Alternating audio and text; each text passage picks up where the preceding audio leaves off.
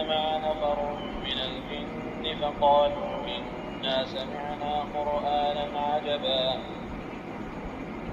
يهدي إلى الرشد فآمنا به ولن نشرك بربنا أحدا وأنه تعالى جد ربنا ما اتخذ صاحبة ولا ولدا। उर्दू। ऐ पैगंबर सल्लल्लाहु अलैहि वसल्लम, लोगों से कह दो कि मेरे पास वही आई है कि जिन्नों की एक जमात ने इस किताब को सुना तो कहने लगे कि हमने एक अजीब कुरान सुना जो भलाई का रास्ता बताता है, सो हम उस पर ईमान ले आए और हम अपने परवरदिगार के साथ किसी को शरीक नहीं बनाएंगे, और ये कि हमारे परवरदिगार की शान बहुत बुलंद है, वो न बीवी रखता है न औलाद।